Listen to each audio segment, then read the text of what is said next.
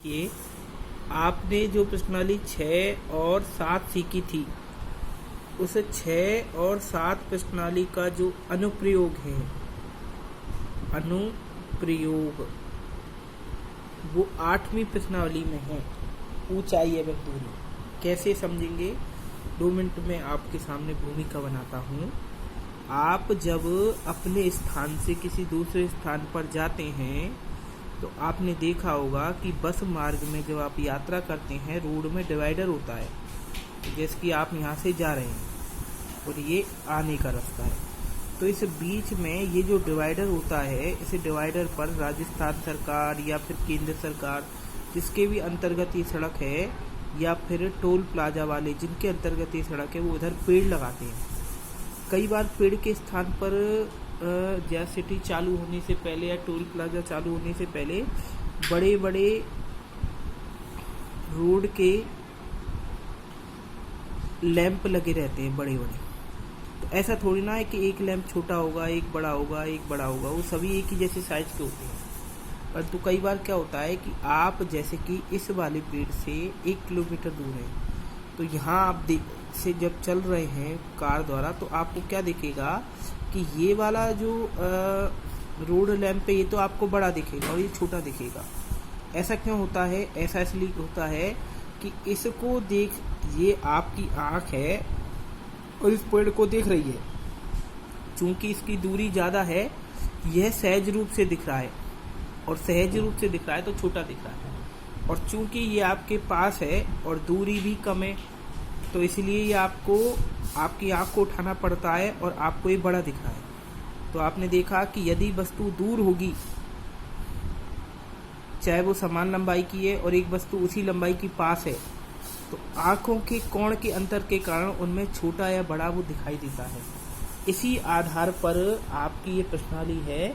जैसे मान के चलिए ये कोई एक पेड़ है या ये कोई एक वस्तु है, इस स्थान पर एक वस्तु रखी हुई है और ये आपकी आँख है।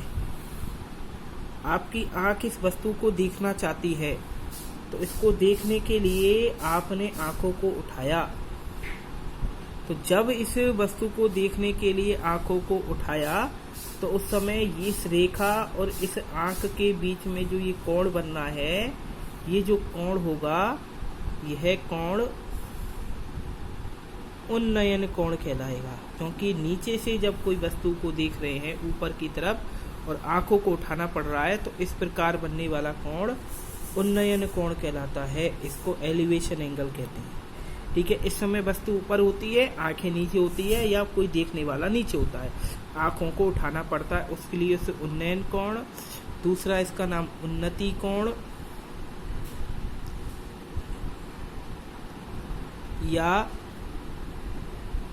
उन्तास कोण कहलाते हैं। ऐसे इसका नाम दिया गया है। इसी प्रकार एक दूसरी इसी में चीज है। कई बार क्या होता है कि अपन इस स्थान पर खड़े हैं, इस स्थान पर खड़े हैं और ये अपनी जमीन से दूरी है, और अपन कोई वस्तु को देख रहे हैं, तो उस समय अपनी आंखों को झुकाना पड़ता है। मान के चलो यहाँ पर ये कोई नहीं है, तो आँखों को आपकी को, ये जो आँख है, इस आँखों को आपको नीचे देखने के लिए झुकाना पड़ेगा। तो उस समय ये वाली जो रेखा है, ये क्षैतिज है, इसी क्षैतिज के समतल ऊपर भी एक क्षैतिज मान लेते हैं, इसे काल्पनिक क्षैतिज की संज्ञा दी गई है। तो यहाँ जो कोण बनता है, वही कोण यहाँ बनता है। यानी कि आँख को झुकाया, तो आँख को झुकाने के लिए यहाँ पर एक कोण बनता है, वही कोण इस, ये दृष्टि रेखा, यानी कि इसी से आप नीचे से ऊपर देखते हैं, ऊपर से नीचे देखते हैं, ये दृष्टि रेखा है ना, आईज रे। तो ये जो एंगल है वो इस एंगल के इक्वल है, ये है अवनमन कोण। अवनमन कोण, इस कोण का नाम क्या है? अवनमन कोण। तो जब किसी वस्तु को देखने के लिए आंखों को झुकाना पड़ता है, तो उस समय बनने वाला कोण अवनमन कोण कहलाता है। ठीक है, तो ये 2 प्रश्नों पर आधारित आपकी प्रश्नावली है। जैसे कि इसका पहला क्वेश्चन है कि एक ऊर्ध्वाधर खंबे की छाया। अब ये ऊर्ध्वाधर कोई खंबा है, इसका नाम है AB। इस AB की जो छाया है वो ऊंचाई के बराबर है। आपको पता है छाया क्या बनती है, ये इसकी छाया बन गई। तो यानी कि AB क्या थी, देखो, इस प्रश्नावली को करते समय किसी प्रश्न में मैं आपको इस चित्र का वर्णन करके दिखाऊंगा। ये सख्त निर्देश है, चित्र के वर्णन अवश्य करना चाहिए यदि आपको अच्छे नंबर लाने हैं तो। ऊर्ध्वाधर छड़, ठीक है, इसको मान लिया अपन ने x का, क्योंकि इसकी लंबाई नहीं दी x, और BC इसकी क्या है, छाया की लंबाई, ये भी क्या हो गई, बराबर है। वो ये कह रहा था यदि छड़ की लंबाई, एक ऊर्ध्वाधर छड़ की लंबाई उसकी छाया की लंबाई के बराबर हो जाए तो सूर्य का 49 कोण, अब 49 कोण या उन्नयन कोण कहाँ बनेगा, यहाँ बनेगा, ठीक है।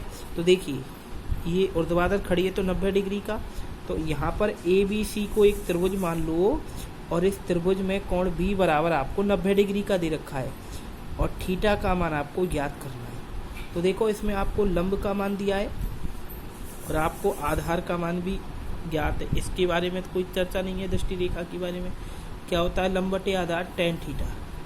लंब की मान क्या है, AB, आधार की मान क्या है, BC इक्वल tan थीटा, ठीक है। AB का मान कितना है, x, BC का मान कितना है, x equal tan theta. x से x कट जाएंगे तो कितना हो जाएगा, 1 बराबर tan थीटा, और tan थीटा में 1 किसका मान होता है, तो आप जब सारणी याद करोगे तो आपको पता पड़ जाएगा tan थीटा में 1 जो होता है वो tan का होता है, बताओ, 45 का। अब चूंकि समान त्रिकोणमितीय अनुपात है दोनों तरफ, tan है, ये भी tan है, तो थीटा की वैल्यू कितनी हो जाएगी, 45 डिग्री, यानी कि थीटा का मान 45 डिग्री हो जाएगा। ये इसका आंसर है। देखिए अगला दूसरा, यदि एक मीनार के पाद बिंदु से, ये कोई मीनार है, इसका पाद बिंदु यानी कि फुट, इसका जो फुट है, इस पाद बिंदु से 100 मीटर की दूरी पर, तो 100 मीटर की दूरी पर दूरी से शिखर का उन्नयन कोण जो है वो 60 डिग्री है, यानी कि AB एक मीनार है, इस मीनार का आधार B है, B से 100 मीटर की दूरी पर एक बिंदु C है, C से इसका उन्नयन कोण 60 डिग्री है। तो चित्र का वर्णन करना ना भूलें। AB मीनार की ऊंचाई, मीनार की ऊंचाई, ठीक है, ये आपको याद करनी है, मैंने H मान ली। BC मीनार के आधार से बिंदु C की दूरी, ये कितनी हो गई, 100 मीटर। तो अब आपको निकालना है मीनार की ऊंचाई क्या होगी। वही त्रिभुज ABC में कोण B बराबर 90 डिग्री और थीटा बराबर 60 डिग्री, तो इसमें लंब बटे आधार बराबर tan थीटा। लंब की वैल्यू AB, आधार की value BC, tan theta. AB का मान H और BC का मान 100 बराबर tan थीटा, और थीटा की वैल्यू कितनी है इसमें, 60।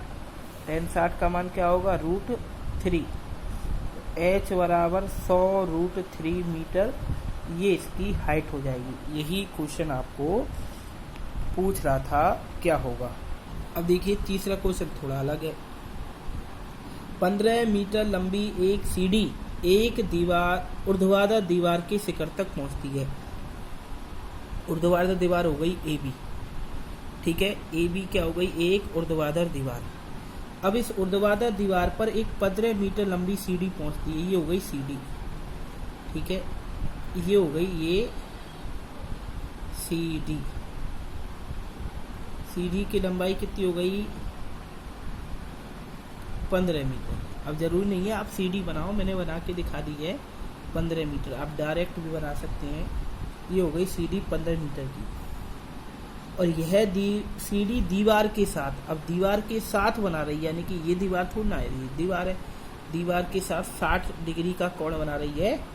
तो दीवार की ऊंचाई निकालो H। तो देखिए AB क्या हो गई, दीवार की ऊंचाई, दीवार की ऊंचाई। अब मैं इसके बाद में चित्र का वर्णन नहीं करूंगा, आपको स्वयं करना है।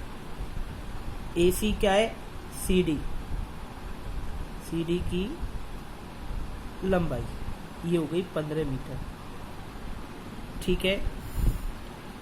अब त्रिभुज ए बी सी को मान लीजिए आप, इसमें कोण बी बराबर 90 डिग्री और थीटा का मान कितना है 60 डिग्री। मैंने कहा था जो कोण के साथ बनती है, कोण के साथ जो भुजा होती है उसको आधार माना जाता है कण को छोड़कर। तो कोण के साथ ही भुजा है तो आधार और कण, आधार बटे कण क्या होता है कॉस थीटा। आधार कितना है इसका h, जो काय का काम करेगा ए बी का, क्योंकि इस समय ये आधार है, और ए सी क्या है इसका कण, ये हो गया cos 60। ए बी का मान h बटे 15, cos 60 की वैल्यू √3, cos 60 की वैल्यू क्या होती है 1 बटे 2, तो h बराबर 15 बटे 2, 7 सही 1 बटे 2 मीटर, ये उसकी अगर वैसे ऑप्शन कौन सा सही है, इसमें ऑप्शन सी सही है, आप देख लेना। 7.5 मीटर इसकी मैंने वो निकाल दी, यानी कि जो ये सी डी की जो ऊंचाई होगी वो 7.5 होगी। ऐसे ही इसका चौथा क्वेश्चन, 10 मीटर ऊंची मीनार के शिखर से, तो 10 मीटर ऊंची मीनार हो गई ए बी, इसकी ऊंचाई हो गई 10 मीटर। मीनार के शिखर से एक बिंदु का अवनमन कोण, ये बिंदु हो गया सी, इसका अवनमन कोण करने के लिए यहाँ पर कितने डिग्री का कोण बना दो 30 डिग्री का, अवनमन कोण 30 डिग्री है, तो ये 30 डिग्री है। तो मीनार की ऊंचाई निकालनी है, नहीं हाँ 10 मीटर ऊंची मीनार के शिखर से पृथ्वी के एक बिंदु से मीनार के शिखर का अवनमन कोण 30 डिग्री है, तो बिंदु की मीनार के आधार से दूरी, यानी कि बिंदु की मीनार के आधार से दूरी। अब इस त्रिभुज में आप बता देना ए बी मीनार है, बी सी मीनार के आधार से बिंदु सी की दूरी है, ए वह बिंदु जहाँ से उन्नयन कोण बनता है। ठीक है, तो मैं डायरेक्ट त्रिभुज ए बी सी में लेके दिखा रहा हूँ। इसमें ये ऊर्ध्वाधर मीनार है तो वो 90 डिग्री के कोण पर लगेगी हमेशा, और थीटा का मान इसमें 30 डिग्री है। लंब बटे आधार बराबर tan थीटा, ये 3 सूत्र साइन कॉस और tan के याद रखने हैं आपको। इसमें अक्सर यही आते हैं, ज़्यादातर tan का सूत्र प्रयोग में लिया जाता है। लंब हो गया 10, आधार हो गया x, tan 30, 10 बटे x, tan 30 की वैल्यू होती है √1 बटे √3, ये इधर पहुंच जाएगा तो 10√3 बराबर x, 10√3 मीटर, ये इसकी क्या हो गई दूरी हो गई। किसकी दूरी हो गई, इस मीनार के आधार से इसकी दूरी हो गई 10√3 मीटर।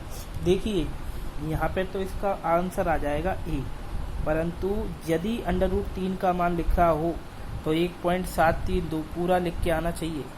17.32 मीटर ये इसके आधार से दूरी हो गई। आपको पता है ना √3 का मान होता है 1.732, √2 का मान होता है 1.414।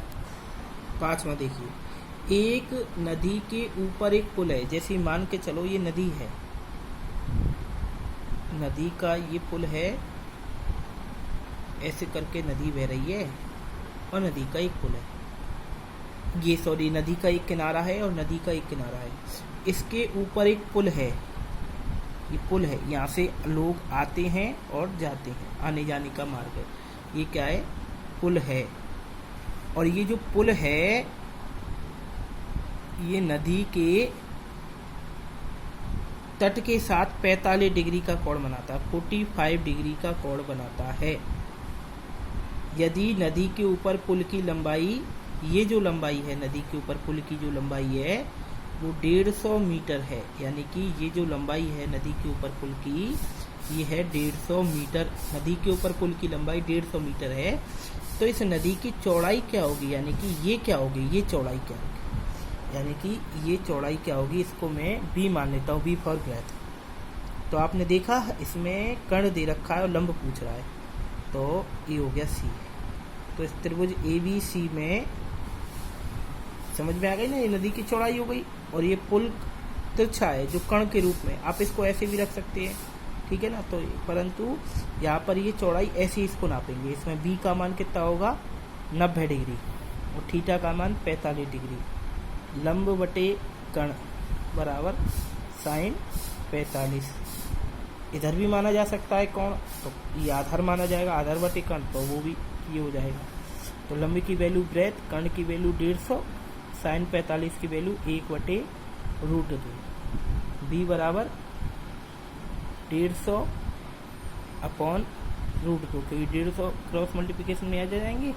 अब इसका हर परिमेयकरण बी बराबर, देखिए मैं यहाँ करके बता देता हूँ जिससे आगे एक क्वेश्चन हो जाए। बी बराबर 150√2 इंटू √2 अपॉन √2। बी बराबर 150√2 बटे 2।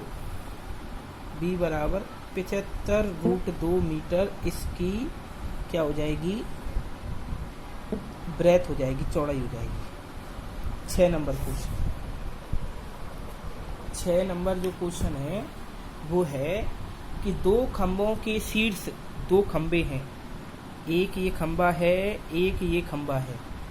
दो खंभों के शीर्ष यानी कि एक ए बी और सी डी, दो खंभों के शीर्ष जिनकी ऊंचाई 20 मीटर और 14 मीटर, यानी कि एक खंभा तो 20 मीटर का है, जिनकी ऊंचाई का मतलब है खंभों की ऊंचाई, और एक है 14 मीटर का।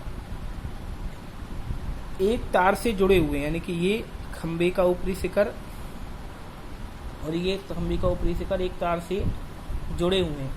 यदि तार क्षैतिज के साथ 14, ये क्षैतिज है, इस क्षैतिज के साथ 14 मीटर, क्षैतिज के साथ 30 डिग्री का कोण बनाता है।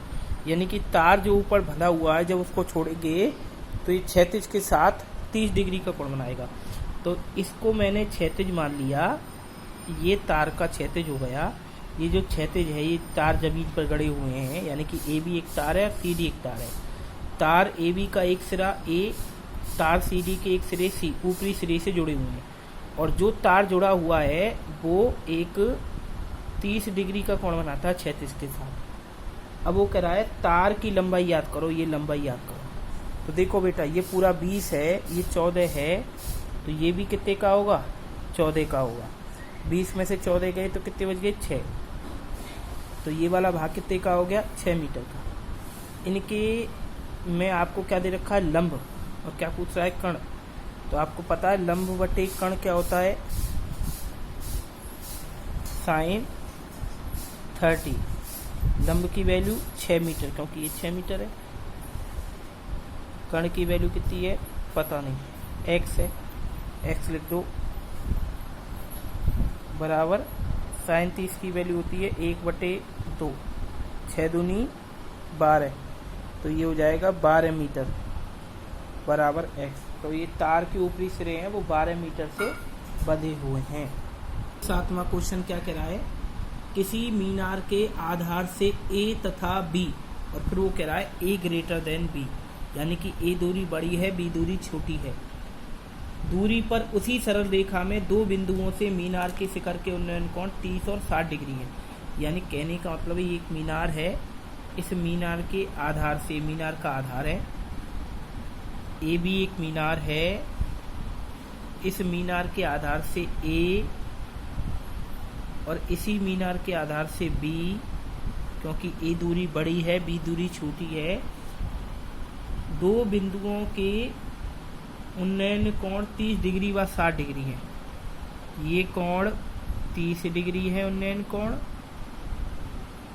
और ये कोण कितनी डिग्री है, 60 डिग्री है। तो मीनार की ऊंचाई निकालनी है, एच क्या होगी। ए भी एक मीनार है, मीनार के आधार से बी दूरी पर, मीनार के आधार से डी दूरी पर दो बिंदु हैं। ए भी एक मीनार है, मीनार के आधार से बी बिंदु पर, मीनार के आधार से ए बिंदु पर, मीनार के आधार से ए दूरी पर, और ए दूरी बड़ी है, बी दूरी छोटी है। दो बिंदु हैं जिनके उन्नयन कोण 30 और 60 डिग्री है। तो मीनार की ऊंचाई क्या होगी। तो देखिए दो त्रिभुज बनेंगे, यहाँ ए बी सी त्रिभुज बनेगा। इस त्रिभुज में थीटा की बी का मान तो 90 ही है, एंगल बी इक्वल तो 90 डिग्री है, और इसमें थीटा की वैल्यू 60 डिग्री है। तो इसमें लंब बटे आधार बराबर टेन थीटा। लंब की वैल्यू क्या है, ए बी है और आधार बी सी है। टेन 60, ए बी का मान h है, बी सी का मान b है। टेन 60 की वैल्यू √3 होगी। ऐसे ही त्रिभुज ए डी बी में कोण B का मान 90 डिग्री है, थीटा की वैल्यू 30 है। लंब बटे आधार बराबर टेन थीटा। लंब की वैल्यू ए बी, आधार की value B D. Tan 30, A B का मान h अपॉन ए 1/√3। व्युत्क्रम कर दो उसको। व्युत्क्रम करने पर a अपॉन h इक्वल √3। ये हो गया समीकरण 2, ये हो गया समीकरण 1। 1 व 2 से h upon B, a upon h और h स्क्वायर, और ये हो गया ए बी। h बराबर √AB, ये मीनार की ऊंचाई हो जाएगी।